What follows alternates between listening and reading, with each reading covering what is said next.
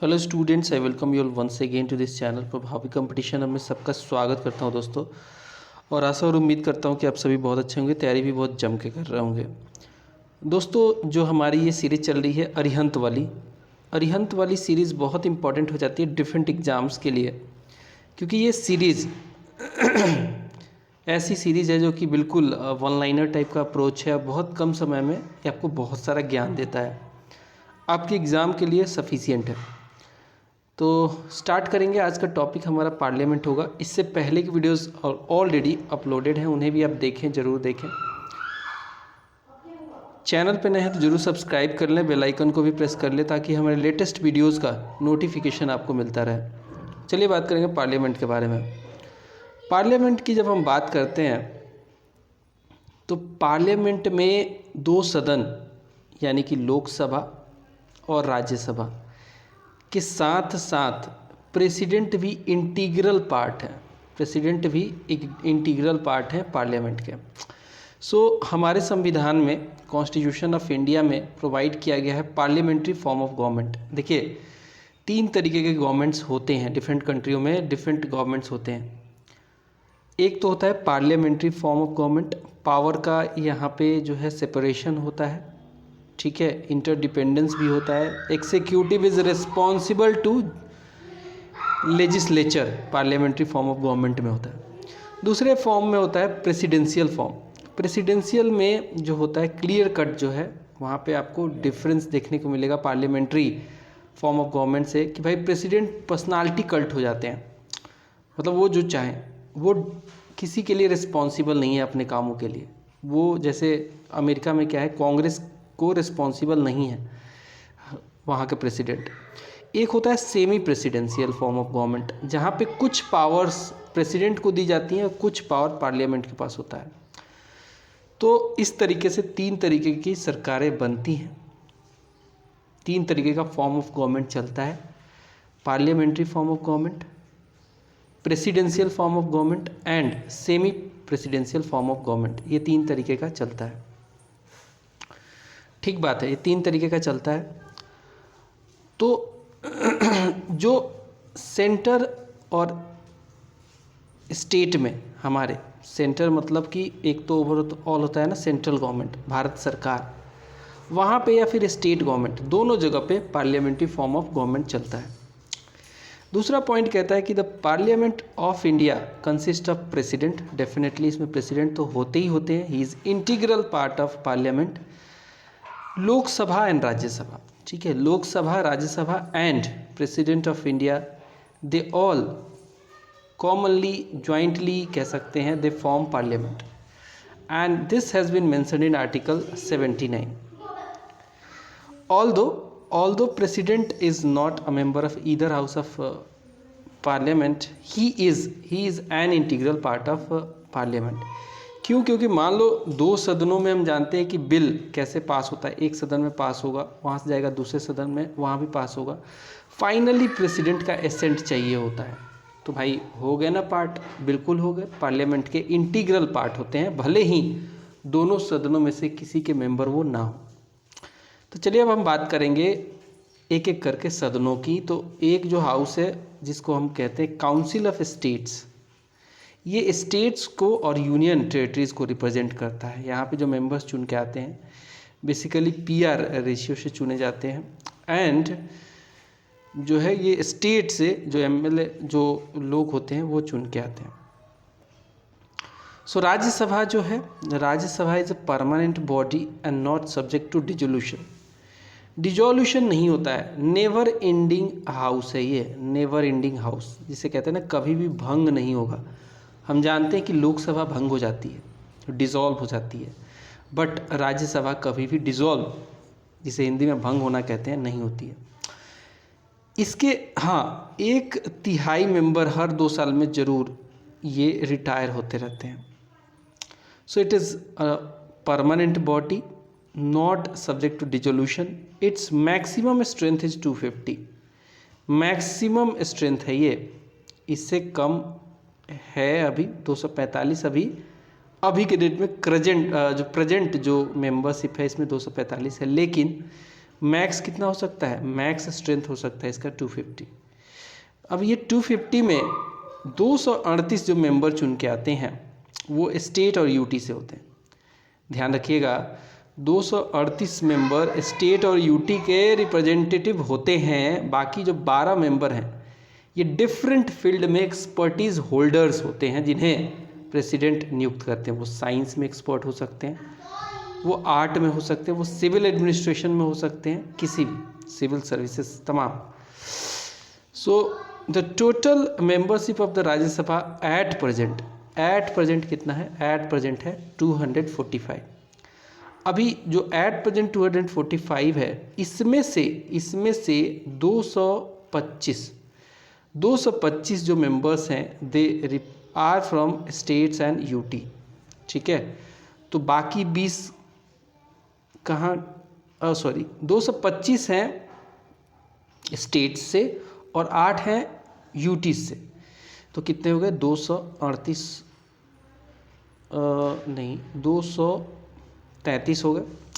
ठीक है, 225 स्टेट से और 8 यूटी से 233 हो गए। और बाकी 12 जो बचे वो जो नॉमिनेटेड मेंबर होते हैं जिन्हें प्रेसिडेंट नॉमिनेट करते हैं, जहाँ जो कि यहाँ पे लिखा गया है, देखिए डिफरेंट फील्ड से एक्सपर्ट होते हैं। जैसे कि एक बार याद है आपको, सुना है कि नहीं पता नहीं, विजय माल्या जो है, विजय माल्या भी राज्यसभा का मेंबर था।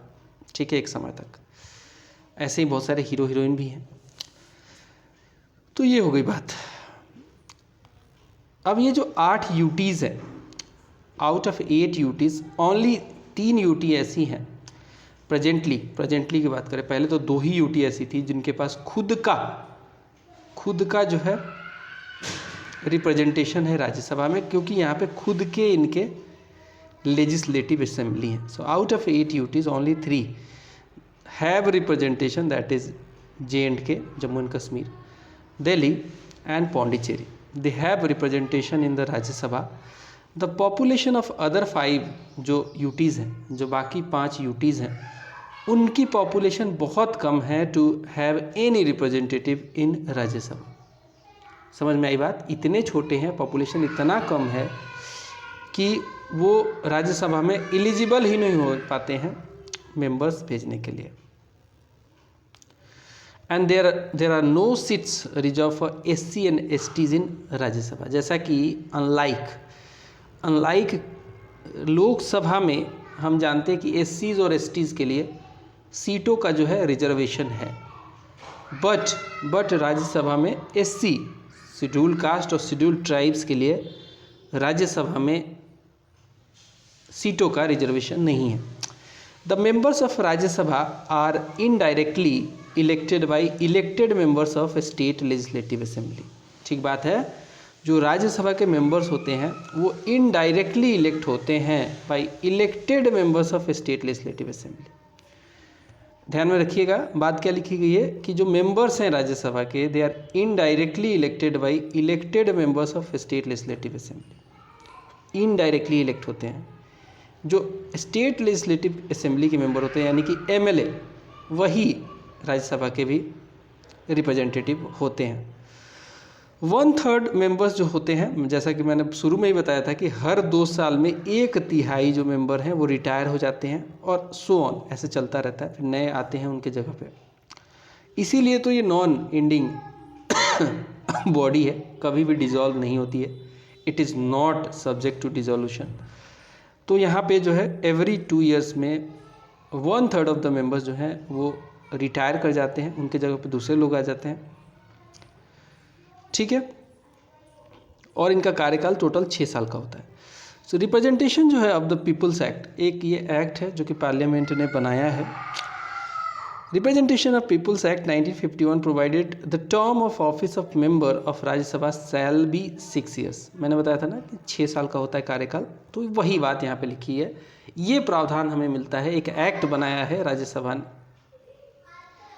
से रिलेटेड है, लोकसभा के भी मेंबर्स का इसमें चर्चा है। ओवरऑल बहुत सारी चीज़ें इसमें हैं। Representation of peoples act 1951। चलिए, राज्यसभा हो गया, अब बात करेंगे लोकसभा। सो लोकसभा जो है, लोकसभा ये लोअर हाउस है पर पार्लियामेंट का। राज्यसभा को अपर हाउस भी कहते हैं, काउंसिल ऑफ स्टेट्स भी कहते हैं। लोकसभा को लोअर हाउस कहते हैं, हाउस ऑफ कॉमन्स भी कहा जाता है इसको, ठीक है। तो लोकसभा जो है लोअर हाउस है पार्लियामेंट का, लेकिन अगर बात करें बहुत सारे पावर्स में ये राज्यसभा से भी ज़्यादा पावरफुल है। कुछ पावर राज्यसभा के पास अलग हैं, कुछ इसके पास अलग हैं। वैसे देखा जाए कंपेयर करके तो लोकसभा ज़्यादा पावरफुल दिखता है, ठीक है। यहाँ पे जो है मैक्सिमम स्ट्रेंथ 552 है। 2 इसमें एंग्लो इंडियन थे, अभी ख़त्म कर दिया गया है, तो मैक्सिमम स्ट्रेंथ जो है इसका 550 अभी हो जाएगा, ठीक है, 550 हो जाएगा। इसमें अब एंग्लो इंडियन को हटा दिया गया है नया अमेंडमेंट लाके। बुक थोड़ी पुरानी है तो इसलिए मैं अपडेटेड इन्फॉर्मेशन भी देता रहूँगा, ये ध्यान रखिएगा। अभी 552 की जगह पे 550 यहाँ पे मेंबरशिप हो गया है, क्योंकि 2 जो एंग्लो इंडियन कम्युनिटी के लोग इसमें आते थे अब वो ख़त्म हो चुके हैं, जिन्हें एक अमेंडमेंट लाके हटा दिया गया। एट प्रेजेंट जो स्ट्रेंथ है लोकसभा का वो 543 है, 545 नहीं होगा, 543 होगा, क्योंकि 2 आंग्ल भारतीय जो सदस्य होते थे वो हटा दिए गए, एंग्लो इंडियन कम्युनिटी को हटा दिया गया। द मेंबर्स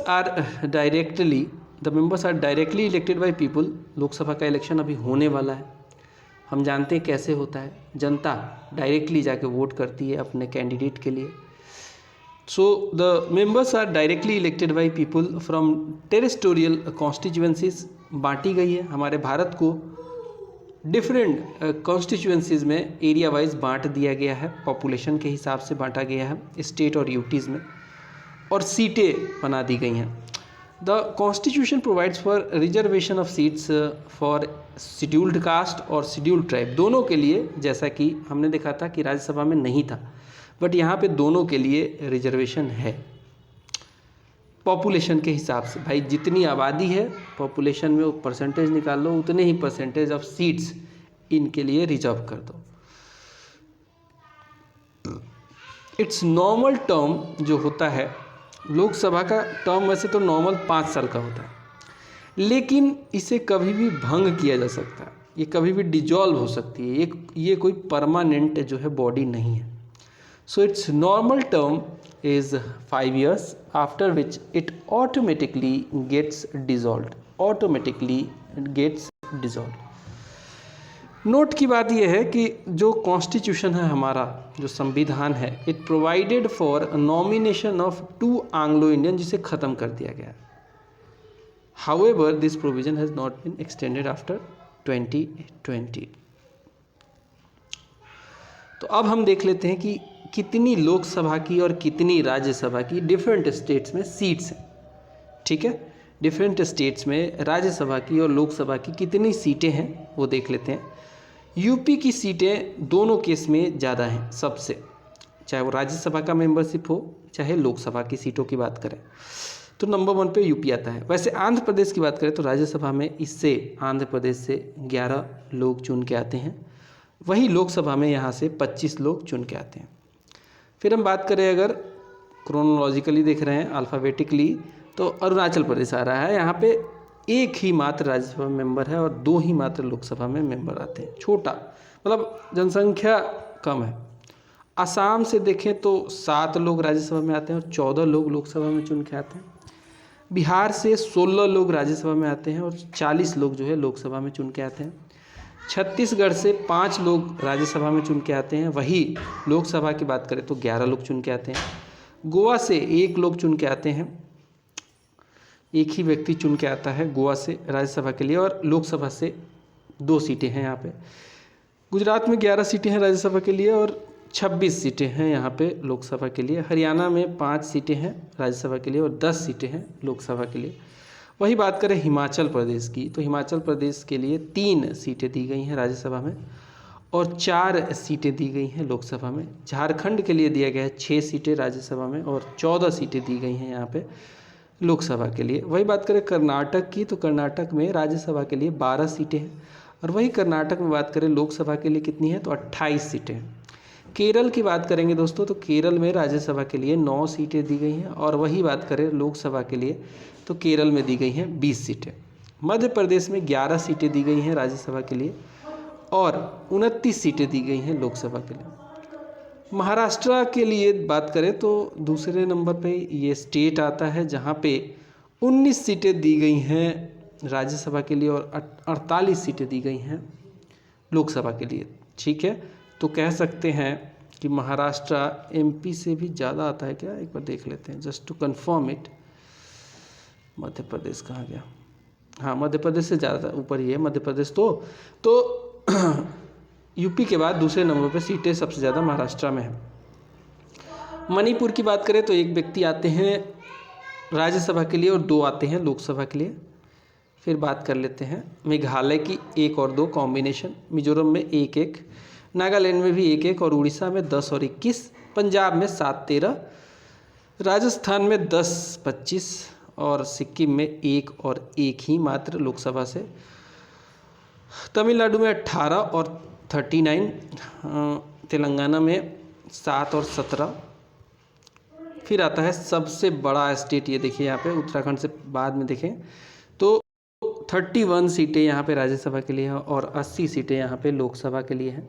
वेस्ट बंगाल में है 16 सीटें और 42 सीटें, उत्तराखंड में 3 और 5, छोटा स्टेट है। यूनियन टेरिटरी की बात करेंगे हम तो यहाँ पे देख सकते हैं कि राज्यसभा में मात्र यहाँ पे आपको दिल्ली, जम्मू कश्मीर और आपको देखने को मिलेगा पौंडीचेरी में सीटें हैं। सबसे ज़्यादा जे.एंड.के में 4 राज्यसभा के लिए, और जो national capital territory NCT of Delhi जिसे कहते हैं उसमें 3 सीटें हैं राज्यसभा के लिए और 7 सीटें हैं लोकसभा के लिए। 5 सीटें हैं यहाँ पे लोकसभा में जम्मू एंड कश्मीर के लिए। बाकी पुडुचेरी में 1-1 है। बाकी सबके आप देखेंगे तो किसी में यहाँ पे राज्यसभा मेंबर नहीं है, बट लोकसभा में 1-1 ही हैं। ठीक है, अंडमान निकोबार की बात कर लें, चंडीगढ़ की बात कर लें, दादर एंड नागर हवेली की बात कर ले, दमन एंड दीव की बात कर ले, अभी तो ये दोनों एक ही हो चुके हैं। Dadar and Nagar Haveli and Daman and Diu एक ही हो चुके हैं, एक ही यूटी हो चुके हैं। फिर बात करें लद्दाख में तो 1 ही सीट है लोकसभा की, लक्षद्वीप में भी 1 ही सीट है लोकसभा में, पौंडीचेरी में 1 राज्यसभा की सीट है और 1 है लोकसभा की। नॉमिनेटेड मेंबर्स की बात करें तो 12 मेंबर जो है राज्यसभा में नॉमिनेट किए जाते हैं और ये 2 जो है हटा दो। पहले हुआ करता था नॉमिनेशन 2 एंग्लो इंडियन कम्युनिटी का करते थे प्रेसिडेंट साहब, अभी ये ख़त्म हो चुका है। चलिए अब कुछ और फैक्ट्स की बात करेंगे। सो जो हमारे प्रेसिडेंट हैं, the president of India is authorized to dissolve Lok Sabha. Lok Sabha को ये डिजॉल्व कर सकते हैं, बट ये पावर इनकी डिस्क्रिशनरी नहीं है। ये जब करेंगे ना, लोकसभा को डिजॉल्व करेंगे तो खुद से नहीं कर सकते, इनको ज़रूरत पड़ती है प्राइम मिनिस्टर के एडवाइस की, और प्राइम मिनिस्टर का एडवाइस जो आता है वो काउंसिल ऑफ मिनिस्टर्स के थ्रू आता है। तो ये कोई डिस्क्रिशन नहीं है, जब प्राइम मिनिस्टर को लगेगा तो डिजॉल्व करवा सकते हैं, बट प्रेसिडेंट खुद नहीं कर सकते, प्रेसिडेंट से करवाया जाएगा। So president is authorized to dissolve Lok Sabha on the advice of prime minister at any time even before the completion of 5 years and this cannot be challenged in any court of law। किसी भी court of law में ये challenge नहीं किया जा सकता है। Important है, ठीक है, कि भाई कोई जाके चैलेंज कर दे कि पीएम साहब ने क्यों एडवाइस किया, प्रेसिडेंट साहब को क्यों डिजॉल्व करवाया।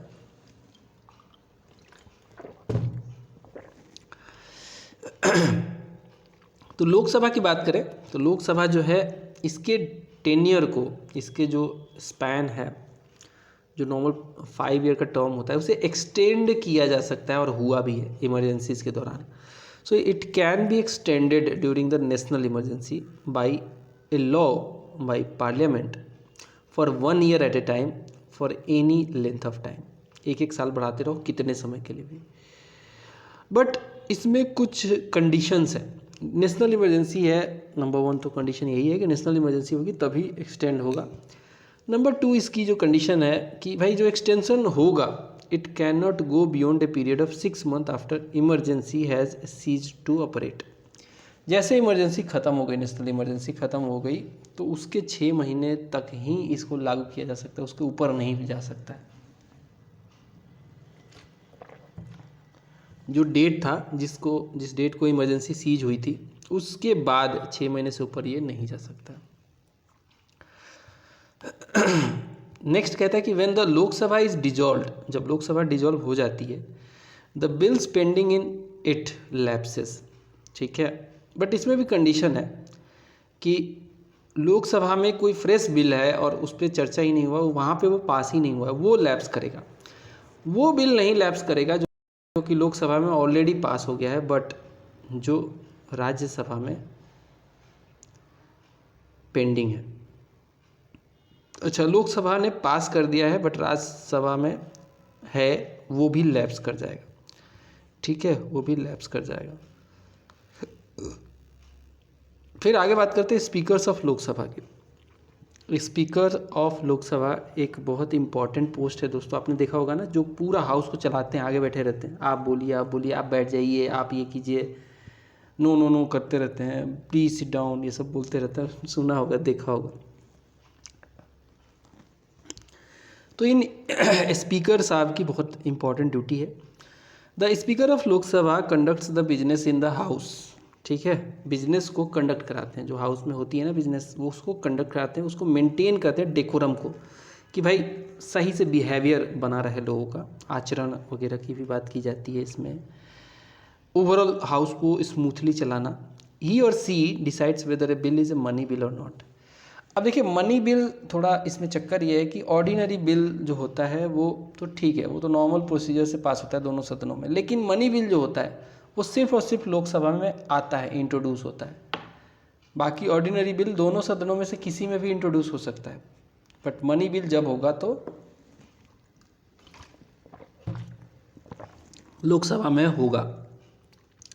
और कौन डिसाइड करेगा कि कोई बिल मनी बिल है कि नहीं, तो वो डिसाइड करते हैं स्पीकर ऑफ द लोकसभा। सो जो भी हैं, ही और सी हैं, जो भी हैं लोकसभा के speaker, he or she permits the moving of various kind of motions and resolutions like the motion of no confidence, motion of adjournment, motion of censure, calling attention notice as per the rules, ठीक है। कि कोई motion आ रहा है उसको permit कौन करेगा, motion लाया जाता है सरकार के अगेंस्ट भी मोशन आता है, नो कॉन्फिडेंस मोशन भी आता है, जिसमें कहा जाता है कि भाई सरकार में हमारा विश्वास ही नहीं है, लेजिस्लेटिव एग्जीक्यूटिव में विश्वास नहीं है, लेजिस्लेटिव असेंबली कहती है, तो भैया फ्लोर टेस्ट हो जाता है उसमें, ठीक है, नो कॉन्फिडेंस मोशन पास हो जाए तो सरकार गिर जाती है। तो ये परमिट करना, मूव करना, ऐसी मोशंस को इनका काम है। So he can be removed by resolution passed by majority of all the members of Lok Sabha. इनको हटाया भी जा सकता है, जब ये बायस्ड काम करने लग जाए मान लो, तो इनको हटाया भी जा सकता है, हटाया जा सकता है मोशन लाके, खाली और खाली लोकसभा के मेंबर सारे लेकिन होने चाहिए, पास कर देंगे तो ये हट जाएंगे। अब चर्चा कर लेते हैं जो भी अभी तक के स्पीकर्स रहे हैं। तो सबसे पहले पूछा जाता है कि भाई वो प्रथम स्पीकर बता दो, वो the first speaker of India, Lok Sabha not India. तो वो स्पीकर थे जीवी मावलंकर, जिनका टेन्योर था 15 मई 1952 से लेकर 27 फरवरी 1956 तक। फिर आते हैं M.A. अयंगर साहब का पीरियड था 8 मार्च से लेकर 1956 से लेकर 10 मई 1957 तक, छोटे समय के लिए। फिर दोबारा बने, एक दिन बाद ही बन गए, 11 मई 1957 से लेकर 16/4/1962 तक। फिर हुकुम सिंह बनते हैं 17/4/1962 से लेकर 16 मार्च 1967 तक। फिर नीलम संजीवा रेड्डी स्पीकर बने 17 मार्च 1967 से लेकर 19 जुलाई 1969 तक। फिर आते हैं डॉक्टर G.S. ढिल्लो साहब का 2 पीरियड देख लो, 2 पीरियड इनका। फिर आता है बलिराम भगत, इनका भी पीरियड आप देख सकते हो, एंड सो ऑन। आप, मैं स्क्रॉल कर देता हूँ। प्रेजेंट जो हैं आप मुझे कमेंट करोगे, प्रेजेंट कौन है, क्या यही है कि कोई और है, आप मुझे बताना कमेंट करके, ठीक है। तो ये हो गए आपके स्पीकर्स। कुछ इंपॉर्टेंट फैक्ट्स और देख लेते हैं। फर्स्ट स्पीकर ऑफ लोकसभा जीवी मावलंकर साहब डिस्कस कर लिया। श्री बी दास, श्री बी दास, सारे में फर्स्ट ही क्यों दे रहा है, ये क्या बताना चाहता है। फर्स्ट स्पीकर जो थे जो श्री जीवी मावलंकर थे। इसके बाद ये दोनों फर्स्ट नहीं लिखना चाहिए। सेठ Govind Das second, third and fourth. अच्छा तो ये सेकंड आएंगे यहाँ पे, ये आएंगे थर्ड एंड सेठ गोविंद दास फोर्थ। यहाँ पे तो दिया ही है।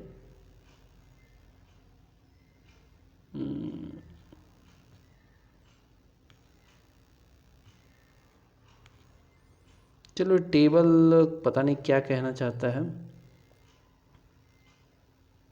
स्पीकर चलिए टेबल थोड़ा सा कंफ्यूजिंग है।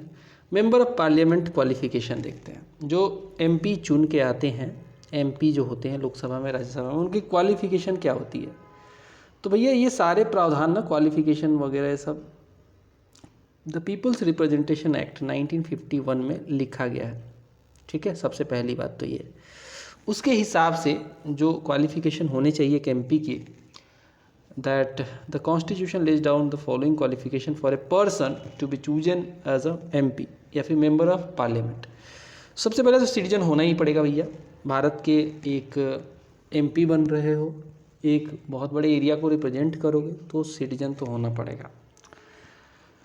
ठीक है, he must not be less than 30 years, minimum 30 years age चाहिए राज्यसभा के लिए। अगर MP राज्यसभा के लिए लड़ना चाहते हो, 29 साल एज है तो नहीं लड़ सकोगे। 30 साल मिनिमम एज होना ही होना चाहिए राज्यसभा के लिए, और 25 साल मिनिमम एज होना चाहिए आपका लोकसभा के लिए। He must possess other qualifications as prescribed by parliament, जो कि मैंने बताया कि पीपल्स रिप्रेजेंटेशन एक्ट है 1951 का, उसमें बहुत सारी बातें लिखी गई हैं। अब हम देखते हैं डिस्क्वालिफिकेशन कैसे होता है। अगर कोई बंदा MP बन गया, उसे हटाया भी जा सकता है, उसे डिस्क्वालीफाई भी किया जा सकता है। अगर वो फ्रॉड से बना है, गलती से बन गया है तो हटाया जा सकता है। या फिर देखो, under the constitution a person shall be disqualified for being elected as MP। MP disqualify किस केस में होगा,